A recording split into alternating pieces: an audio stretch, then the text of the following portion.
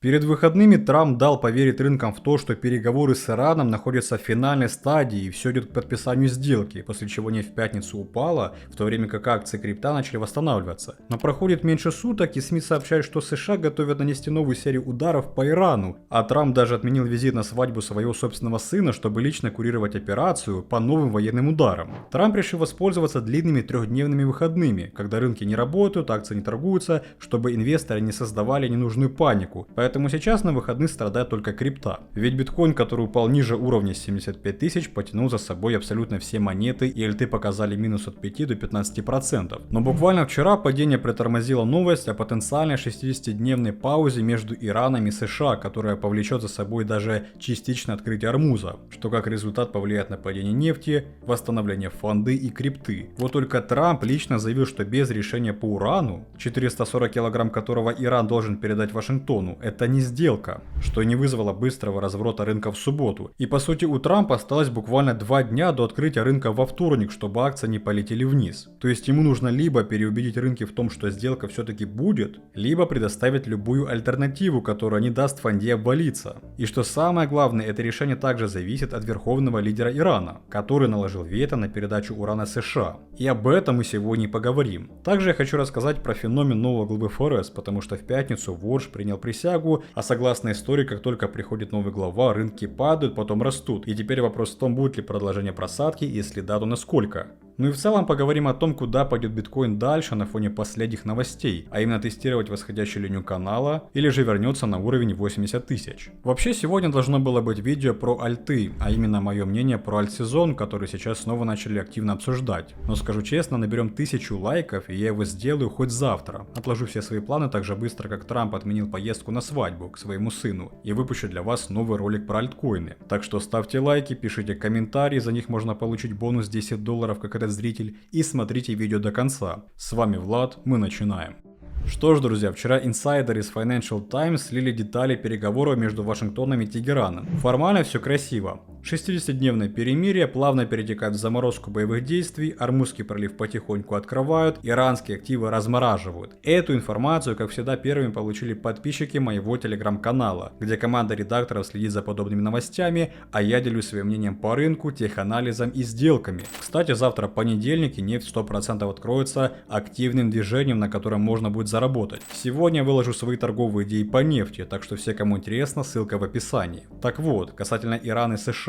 Давайте называть вещи своими именами. Это не сделка, это даже не соглашение о намерениях. Это просто бумажка, которая дает больше времени для всех сторон. Трамп, как обычно, сломал всю дипломатию своим big deal. Он требует конкретики. Отдать 440 килограмм высокообогащенного урана и снести центрифуги в Натанзе и Фордо под ноль. Буквально на днях он заявил в Белом доме прямым текстом: «Мы это уничтожим, но у них это не оставим». И да, друзья, это условие поставлено Нетаньяху. Мол, нет передачи урана, нет сделки. Проблема в том, что позиция Ирана совершенно противоположна. Аятолла Хаминеи выдал директиву, запрещающую вывоз урана за границу. Для Тегерана это их последний козырь в рукаве. Грубо говоря, дипломатия уперлась в бетонную стену. Либо мы забираем топливо для 10 ядерных боеголовок, либо война продолжается под видом постоянных переговоров. Иранские чиновники сейчас активно разгоняют тезис, что сначала нужно закончить войну, в том числе и на Ливанском фронте, и только потом обсуждать ядерный вопрос. Это классическая тактика отложенных решений. То есть 60-дневное перемирие — это не решение проблемы, а просто пауза. Да, она имеет положительное влияние, но нужно понимать, что это всего лишь потенциальная пауза. Но вот что интересно, внимание. На самом деле политическое руководство Ирана уже согласилось передать обогащенный уран, однако КСИР, корпус стражей исламской революции, наложил вето. Теперь окончательное решение остается за верховным лидером. По сути, все сводится к одному. Решение принимает один человек в Тегеране, Моджтаба Хаминеи, и согласится ли он отдавать уран, имеется в виду полностью, я, честно говоря, сомневаюсь. Но если 60-дневная пауза — это уже хороший сигнал, почему же Трамп не спешит подписывать эту сделку? Ответ — Израиль. Я уже неоднократно говорил, что больше всего плюшек от этой войны получает именно Иерусалим, который под крылом Великой Америки в последнее время чувствует себя прекрасно. Тем более, когда эта война ослабляет своего главного противника. Израиль первый получил информацию о том, что соглашение между США и Ираном стало возможным. Израилю, который всю неделю сопротивлялся заключению сделки, сообщили, что она реально может состояться, и это возможно. Тем временем Стив Витков добивается сделки любой ценой и лично оказывает давление на Трампа, чтобы он не возобновлял войну, то есть собственный посланник Трампа отговаривает его от ударов, в то время как Нетаньяху, наоборот, подталкивает его к ним. То есть Израиль подталкивает Трампа на продолжение ударов, а вот переговорщики хотят уже закончить эту войну любой ценой. И пока политики торгуются, глобальный рынок капитала переваривает энергетический шок. Доходность десятилетних облигаций улетела на уровень 4,6%. И в прошлом ролике я разбирал, что это может обрушить рынок облигаций. Что же это значит для нас? Смотрим на спред. Корреляция с S&P 500 и доходности десятилетних облигаций рухнула до минус 0,7. Такого не было с конца дотком эпохи, с 1999 года. Рынки акций и облигаций движутся в противоположные стороны с дикой скоростью. Обычно в здоровой экономике рост доходности сопровождается ростом акций и ожидания прибыли. Сейчас все наоборот. Доходности растут из-за инфляционного давления. И здесь спасибо скачку цен производителей на 6% годовых. А фонда давит потому, что дорогой доллар и дорогая энергия убивают будущие возвраты денег. ФРС, кстати, сидит тихо, но рынок уже закладывает почти 30% вероятность повышения ставки до конца этого года. Возвращаясь к последним новостям, Трамп вернулся в Белый дом со своей командой и сейчас проводит закрытое обсуждение по Ирану. На столе один из самых напряженных сценариев последних недель.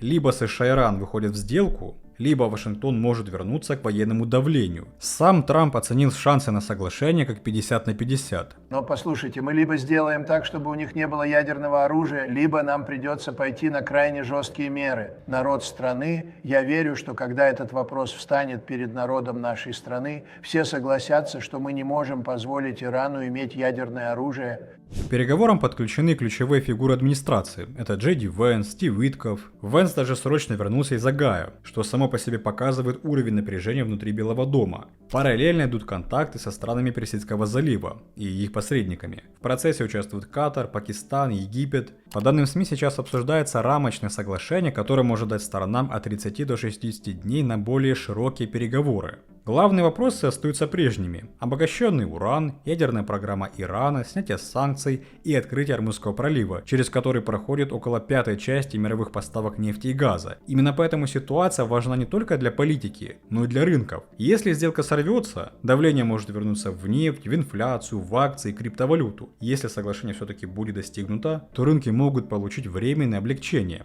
И сейчас все сводится к ближайшим 24-48 часам, то есть большие перемены реально могут быть уже близко. То есть, конечно, самый оптимальный сценарий сейчас это просто пауза, которая будет длиться 2 месяца. За это время стороны успеют подготовить новые условия и уже от этого будут отталкиваться. Но я думаю, если в эти выходные Трамп отвергнет иранский меморандум, а он это сделает, если там не будет пункта о передаче урана, мы увидим резкий всплеск волатильности на открытии понедельника. Нефть снова может уйти выше уровня $110, доходность облигаций к уровню 4,7, а корреляция акций и облигаций станет еще более красной для крипторынка. Но опять же, вариант с паузой является самым оптимальным, и это частично может ослабить давление на рынке в ближайшее время. Зная Трампа, он постарается максимально смягчить влияние на рынки своими заявлениями, что в любом случае нам дает возможность зарабатывать на волатильности. И прямо сейчас участники нашей подписки Coin22 Pro начинают получать сделки уже на следующую неделю. Пролив в эту субботу дал нам возможность заработать на падении токена Zcash, XRP, Solana и многих других монет, потому что все участники Pro получают четкие точки входа, а также тейки. Pro это не просто канал с сигналами, это большая экосистема, где есть обучение, сопровождение на всех этапах работы, поддержка 24/7, помощь в сборке портфеля, а также наш новый e-бот, который отвечает на любые вопросы, которые касаются торговли, а также инвестирования. Поэтому, друзья, чтобы заработать вместе с нами на следующей неделе, независимо от движения рынка, присоединяйтесь к Pro по ссылке в описании.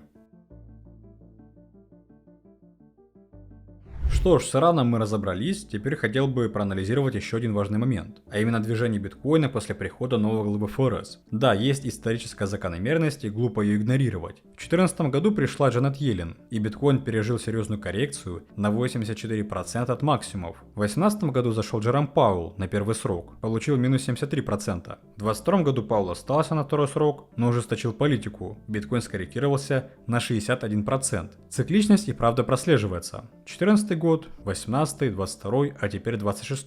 Но знаете что? После каждой такой просадки биткоин не просто восстанавливался, а пробивал новые максимумы, которые раньше казались фантастикой. Коррекция Коррекция – это не катастрофа, это часть здорового рыночного цикла. Это момент, когда умные деньги заходят в актив, пока толпа в панике продает. И вот сейчас в кресло сел Кевин Ворш. Трамп официально его утвердил, заявив, что хочет видеть его абсолютно независимым. Да, Ворш ястреб, он считает, что ФРС должна работать по новым правилам. И сначала это вызывает насторожение у инвесторов. Но давайте посмотрим на реальность. Ястреб во главе ФРС – это не враг крипторынка. Наоборот, это человек, который способен обуздать инфляцию и укрепить доллар в долгосрочной перспективе. А сильная экономика с предсказуемой политикой – это именно та среда, в которой биткоин в итоге расцветает. Да, цифры от Smith & Watch пока выглядят сурово. Вероятность того, что ставку не снизят ни разу до конца этого года, составляет почти 100%, и 67% закладывают даже повышение к декабрю. Но посмотрим на это иначе. Рынок уже закладывает жесткость в цене. Это значит, что любой намек на смягчение, любой позитивный сюрприз вызовет мощнейшую перезагрузку рынка. Мы находимся не на пороге катастрофы, а в точке максимального пессимизма, что в принципе создает условия для того, чтобы рынок начинал формировать новый бычий тренд в долгосрочной перспективе. Корреляция с S&P 500 и доходностей облигаций сейчас на уровне минус 0,7%, и такого не было с 1999 года. Но это не приговор. Это значит, что рынок перестраивается. Старые связи рвутся, формируются новые. Да, во время нестабильности в геополитике он падал вместе с акциями, но его восстановление было довольно быстрым.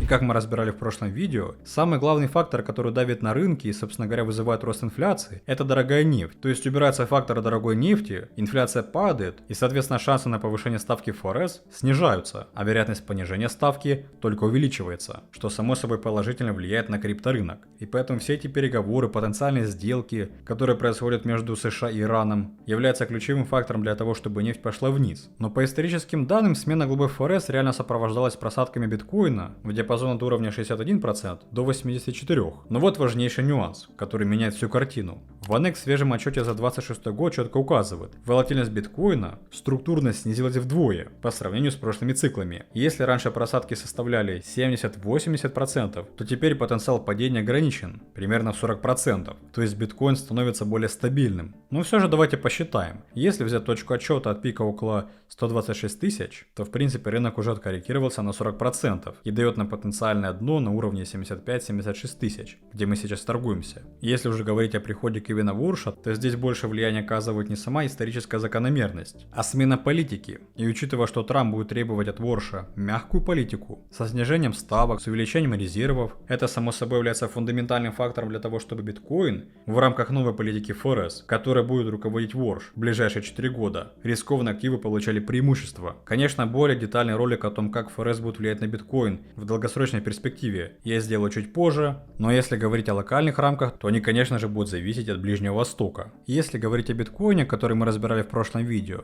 то он частично аннулировал мой сценарий, который заключался в том, что после тестирования медиальной линии он развернется и пойдет вверх. Она была пробита, и на новости о том, что Трамп может возобновить удары в эти выходные, биткоин упал на 3% и локальный минимум был отмечен ниже уровня 75 тысяч. То есть локальное движение перешло в более нисходящий тренд с потенциалом тестирования этой восходящей линии. И соответственно теперь мы имеем следующий сценарий. Первый заключается в том, что если Иран откажется передавать уран США и проигнорирует сделку, это конечно же в понедельник вызовет рост нефти и биткоин может упасть до уровня 72 тысяч. Это и есть та самая восходящая линия. Второй вариант консолидации — получение более четких сигналов выше уровня 75 тысяч. Данный сценарий заключается в том, что если биткоин удерживает уровень 75 тысяч в качестве поддержки, а США и Иран соглашаются на паузу на 60 дней, после локальной консолидации биткоин имеет потенциал разворота на медиальную линию канала с дальнейшим возвращением выше уровня 80 тысяч. Ну и третий, самый положительный вариант, если биткоин удерживается выше уровня 75 тысяч,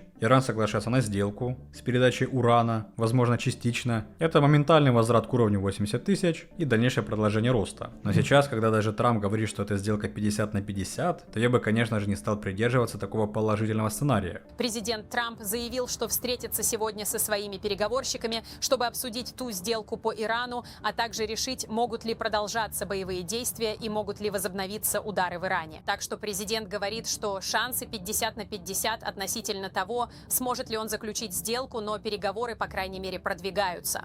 Потому что, как мы видим, все меняется в последний момент. И может даже быть такое, что Трампа не устроят те варианты, которые предлагает Иран, за счет чего сегодня и завтра могут быть даже новые удары. Но опять же, процент такого варианта минимальный, потому что скачок нефти Трампу не сильно нужен. Следовательно, нам сейчас нужно смотреть на уровень 75 тысяч. От него будет отталкиваться весь сценарий на ближайшее время. Я ожидаю, что в ближайшие дни мы проведем здесь консолидацию. В понедельник посмотрим, как откроется нефть, а она, скорее всего, откроется небольшой просадкой. Если новостной фон не изменится, это может вызвать локальную просадку биткоина в эту область с потенциальной консолидацией, удержанием этой поддержки и дальнейшим разворотом вверх. И если Трамп и переговорщики, а также Иран начнет это продавать как сделку века, это будет быстрый возврат на медиальную линию с дальнейшим закреплением на уровне 80 тысяч и продолжением роста до восходящей линии канала. Здесь просто еще интересно то, что рынки будут на выходных, даже в понедельник, и поэтому у Трампа есть возможность рисковать, поскольку опять же влияния на фонду не будет. Но если все подытожить, получается так. Сейчас решение зависит по сути от одного человека. Это верховного лидера Ирана. Если он согласится передать уран, то в принципе все закончится в один день. Но конечно же он этого не сделает, потому что с Америки можно вытянуть еще более выгодные условия. Более лучшее смягчение санкций, возможно получение денег с пролива, какие-то компенсации и много всего другого. Потому что благодаря урану и Ормузу они могут этим пользоваться. Да, у Трампа есть военное давление, но как мы видим, эта военная сила также негативно влияет и на саму Америку. Поэтому здесь стоит ждать решения Ирана, а также смотреть, на чем сойдутся обе стороны. Вся эта информация, конечно же, будет у меня в телеграм-канале, так что подписывайтесь. В ближайшее время там я выложу аналитику по нефти,